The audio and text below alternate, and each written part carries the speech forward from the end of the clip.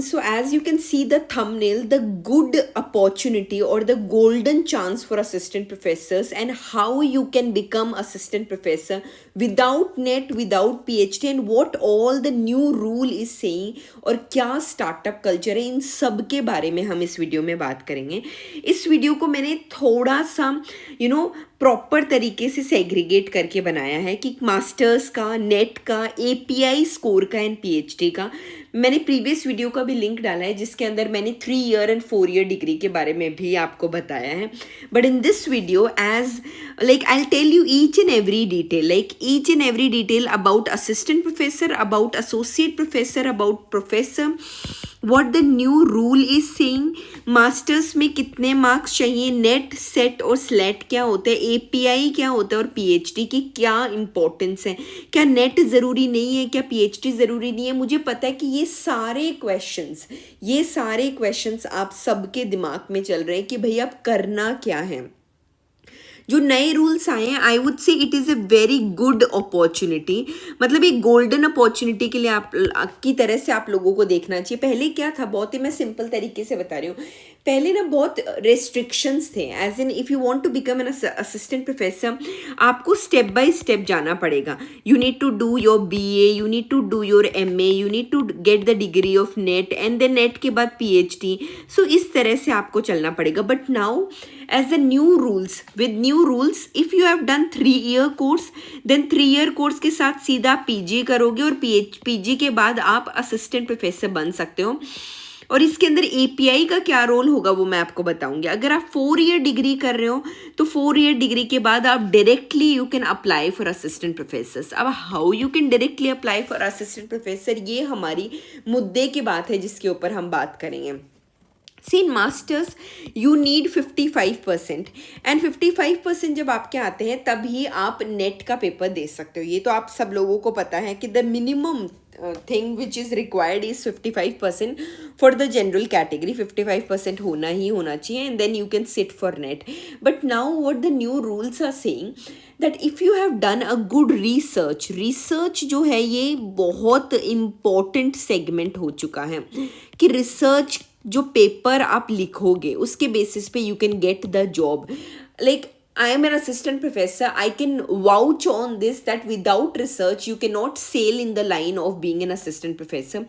Research papers तो आपको लिखने पड़ेंगे. If you want me to make a video on how you can start writing the research papers के लिए कैसे आपको पता चले कि how to get your papers published and all these things, do let me know in the comment section below. I will definitely tell you and explain you the whole process, though I'm working on the research complete the series की जिसके अंदर मैं आपको हर चीज़ सिखा पाऊँ। तो अगर आपको चाहिए कि यार पब्लिश कैसे होते हैं, स्कोपस के अंदर कैसे पब्लिश होता है, बाकी सब के अंदर कैसे पब्लिश होता है, तो वो सब मैं आपको बताऊंगी। और उसके लिए you need to comment in the comment section below, right research और मे बी स्कोपस और maybe publication, any hints you can give me, I will understand that you want me to make the videos on the research. All right, अब बात करते हैं हमारा पहला segment, that is masters. If you have masters, मैं बहुत simple तरीके से आपको ये एक चीज़, वीडियो थोड़ा सा लंबा होगा but it will clarify all your doubts. If you have masters without net, now without net you can go and apply in universities, but आपके पास अच्छा रिसर्च होना चाहिए या किसी आप अच्छी प्रोजेक्ट वर्क पे काम कर रहे हो या फिर आप किसी स्टार्टअप पे काम कर रहे हो। समझ में आया? 3 चीज़ें आपके पास होनी चाहिए, रिसर्च या फिर आपका कोई अच्छा प्रोजेक्ट वर्क या फिर कोई startup. You can apply in universities. मैंने एक वीडियो बना रखा है जिसके अंदर मैंने जॉब्स ऑफ असिस्टेंट प्रोफेसर डाल रखा है, you can check out that video. It will definitely give you the ideas कि आप कौन कौन सी यूनिवर्सिटी में अभी वैकेंसीज निकली हुई हैं एंड यू कैन अप्लाई। ठीक है, so one is this 55% marks. अब देखो एक नया जो ये रूल है ये क्या बोलता है कि if you are doing the 4-year degree, जो 4-year डिग्री अगर आप कर रहे हो ना तो you do not even require PG की भी ज़रूरत नहीं रहेगी 4-year डिग्री में। Directly with your research, with your startups, any startup if you're doing। now what is startup होता है कि जैसे किसी भी एक छोटी टीम को बना के आपने कोई नया, जैसे कोई क्लोथिंग ब्रांड शुरू कर लेते हैं, कोई कोई अपना खुद का ब्रांड लॉन्च कर लेता है। आजकल तो लोग DIYs कर रहे हैं, मतलब कि किस तरह आप छोटी छोटी चीज़ों को लेके एक नई अच्छी चीज़ बना सकते हो। तो this is called as startup. तो इनके through you can apply in assistant professor because it adds value to your resume. क्या ऐड करता है? वैल्यू। और अब ये जो नया प्रोटोकॉल है ना, ये स्किल्स के ऊपर ज़्यादा ध्यान दे रहा है। अगर आपके पास अच्छी स्किल्स है, you can definitely become assistant professor. Now the next thing is your NET, SET and SLAT. अब देखो नेट क्या होता है? नेट होता है नेशनल एलिजिबिलिटी टेस्ट। मतलब अगर आप इंडिया लेवल पे अगर आप किसी एग्जाम को फाइट कर रहे हो तो that is called as national eligibility. State होता है, सेट होता है हमारा state eligibility. For example I am from Rajasthan, if I give SET from Rajasthan then I can apply in any government universities in Rajasthan only. और लाइक आजकल तो आप बाहर की यूनिवर्सिटी में भी अप्लाई कर सकते हो सेट के साथ। जैसे for example if you are applying in any university they will ask whether you have NET और वेदर यू हैव सेट। अगर आपके पास सेट है तो भी उसका वेटेज रहता है। कुछ ही यूनिवर्सिटीज़ है जो जिनको सिर्फ नेट की ज़रूरत होती है। बट ये जो नए रूल्स है ना, ये बोल रहे हैं कि भाई अब ना नेट चाहिए, ना सेट चाहिए, ना स्लैट चाहिए। अगर आप इनकी वजह से रुके हुए थे तो अब आपको रुकने की ज़रूरत नहीं है। You can directly apply in private universities. Again I am repeating my words, there are two things, one is private universities and one is government universities. अब बहुत लोगों को लगता है कि यार ये नए रूल्स के अकॉर्डिंग अब नेट की ज़रूरत गवर्नमेंट में भी नहीं पड़ेगी। See government has not changed any criteria yet. For government you will definitely be needing NET. तो जो बच्चे सोच रहे हैं कि यार पेपर दूं या ना दूं, अब पेपर देने से क्या मतलब, अब तो कुछ वैल्यू भी नहीं रही, ऐसा गाइज नहीं है। नेट की तैयारी करो, नेट का पेपर दो, because rules are keep on changing. Rules जो हैं वो बदलते ही रहते हैं। नेक्स्ट आता है हमारा API स्कोर। API के ऊपर एक मैंने पूरा लेंदी वीडियो बनाया है कि एकेडमिक परफॉर्मेंस इंडिकेटर्स क्या होते हैं। I request everyone please check the video. 3rd या 4th नंबर का होगा, और अगर आप चाहते हैं तो मैं डिस्क्रिप्शन बॉक्स में भी लिंक डाल दूंगी, तो you can check the API video as well. And one is PhD। Now PhD के एडमिशन के लिए देखो मैं आपको चीज़ें बताती हूँ। ये हमारे सारे जो इंपॉर्टेंट चेंजेस किए गए हैं, पर इसके ऊपर बाद में आएंगे।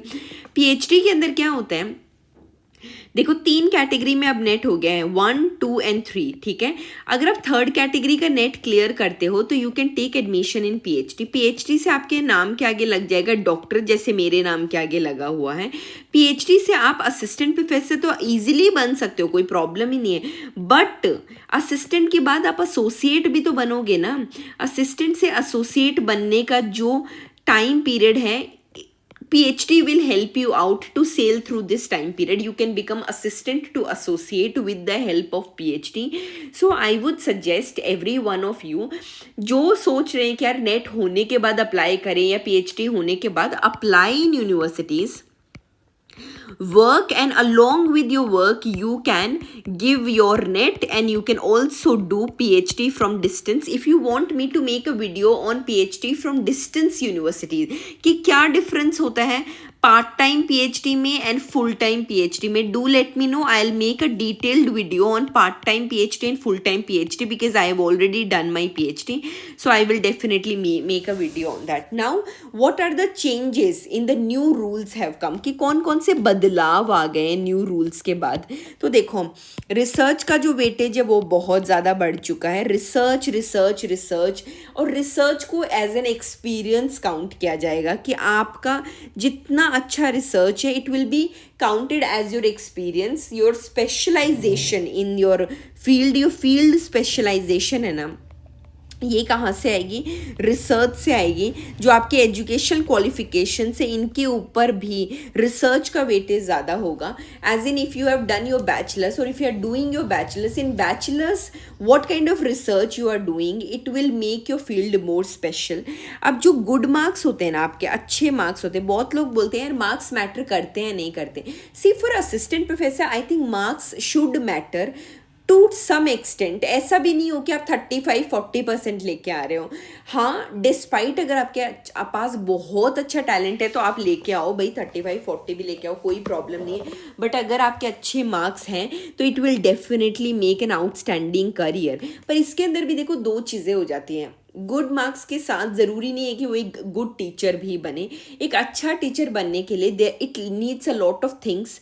It needs your confidence, it needs your presentation, कि आप किसी चीज़ को कैसे प्रेजेंट करते हो। It requires the connection with the students, कि आप कितने फ्रेंडली तरीके से बच्चों के साथ बात करके चीज़ों को समझा पा रहे हो। And next is the academic favour. इसमें क्या हो रहा है हमारा कि एक्सपेरिमेंटल जो लर्निंग होती है ना उसके ऊपर ज़्यादा फोकस आ गया। पहले क्या था हमारा, पहले ना फोकस था हमारा रट्टाफिकेशन के ऊपर, ठीक है, कि भाई रट लिया, अच्छे मार्क्स आ गए, हाँ जी हमारे 90% मार्क्स आ गए, हम असिस्टेंट प्रोफेसर बनने जा रहे हैं। Now they are focusing on experiment.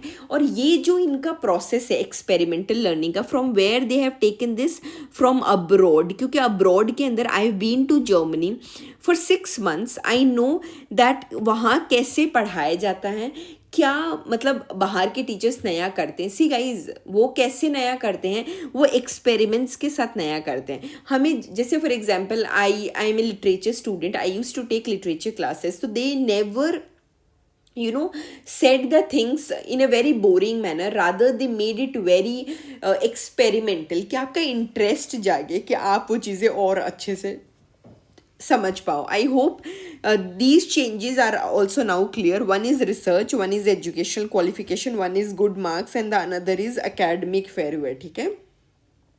Next हमारा आता है हमारा एक्सपेक्टेड चेंजेस इन आरआर, ठीक है। Expected changes in RR, API और ईपीआई, क्या एक्सपेक्टेड चेंजेस आ गए हैं अब ये देखो। नए जो रूल्स हैं, जो नए रूल्स रेगुलेशंस आए हैं, उनके according no PhD is now required, ठीक है। अगर आप और and also no PG, if you are doing a 4-year degree, 4-year degree के बाद directly you can apply for assistant professor. You don't require any PG to do. पहले PG करते थे, पीजी के बाद नेट करते थे, नेट के बाद पीएचडी करते थे। और अब जो वो स्ट्रिक्टनेस थी ना कि भाई पीएचडी के बिना आप अप्लाई नहीं कर सकते। बट मैं दोबारा आपको एक ही चीज़ बोलूँगी कि सैलरी भी फिर आपको उसी हिसाब से मिलेगी। एक जो पीएचडी किया हुआ है, the person can directly pitch for 75,000 plus. और once you will go after graduation, तो आफ्टर ग्रेजुएशन ये लोग एम्प्लॉयमेंट तो बहुत बढ़ा रहे हैं, मतलब जॉब्स तो बहुत ज़्यादा मार्केट के अंदर आ जाएगी, बट क्या सैलरी उतनी रहेगी, दैट इज़ द क्वेश्चन। क्या सैलरी वो आपको पीएचडी जितना दे पाएंगे। Minimum work experience now required. पहले क्या होता था, वर्क एक्सपीरियंस के ऊपर इतना फोकस किया जाता था कि आपके पास 4 साल का नहीं है, 5 साल का नहीं है तो you can not get a good job, ऐसा कुछ भी नहीं है। Now PhD awardees are also invite. जैसे पीएचडी के अंदर ना एक प्रोसेस होती है। एक होता है कि पीएचडी आपको मतलब एक होता है कि पीएचडी आप कर रहे हैं और आपका मतलब आपका जो पीएचडी का रिसर्च वर्क है वो सारा कंप्लीट हो गया, आपने सबमिट कर दी। After submission also you can apply. And awardees होते हैं, एक तो इस सेंस में आप अवॉर्डी देख सकते हो और एक समझ सकते हो कि जैसे आपको मतलब 4 year आपने डिग्री की, बैचलर्स के पास if you got some award, मतलब अगर आपने कोई स्टार्टअप करके कुछ भी करके एक अच्छे मतलब अवार्ड्स आपको मिले हैं, तो definitely it will be really very helpful for you to get into this field.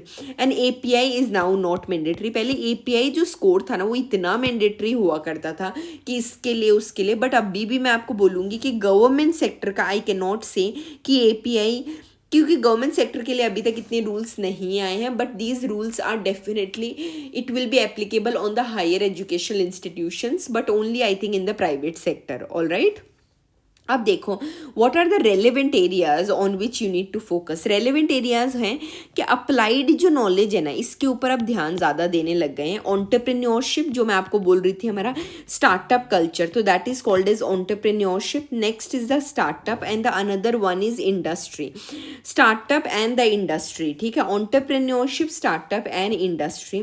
तो एंटरप्रेन्योरशिप में क्या हो गया है, again if you are starting your any new brand, then you can can definitely focus on something which is more relevant. And ना startup as in मतलब 4 से 5 लोगों की आपने कोई टीम बना दी और आप उसके साथ कोई भी क्रिएटिव आइडिया को अगर आप आगे लेके जा रहे हैं तो मतलब ये जो नए रूल्स है ना, new rules are basically focusing on how to be more creative. ठीक है, how to be more creative, कि आप और ज़्यादा कैसे क्रिएटिव बन सकते हो. तो ये नए रूल्स इसके ऊपर फोकस कर रहे हैं और ये इंडस्ट्री का लिंकेज बिठाने की कोशिश कर रहे हैं. पहले क्या होता था, आपने एजुकेशन तो ले ली but you do not know how to enter into industry. But now with the like new rules, relevant areas, entrepreneurship, startup, you can also come under the industry as well.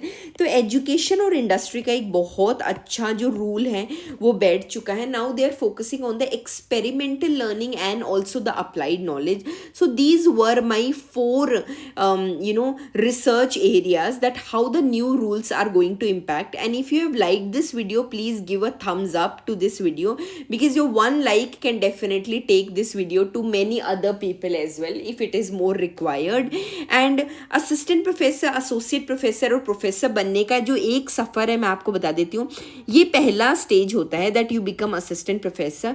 After gaining your degree as in PhD करने के बाद you become associate. From assistant to associate, usually it takes 8 years to become assistant to associate.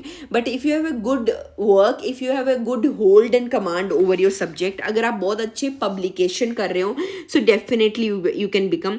फिर assistant to associate होता है और इसी तरह salaries बढ़ती रहती है. मैंने एक salary के ऊपर video बनाया है कि assistant को कितनी मिलती है, associate को कितनी मिलती है और professors को कितनी मिलती है. Go and check that video also, check that video out and do let me know how you liked that video. और अगर आपको ये वीडियो अच्छा लगा हो तो do give a thumbs up to this video. And I will see you in my next videos. Till then, bye bye, take care and have a wonderful day everyone. Bye bye, thank you so much.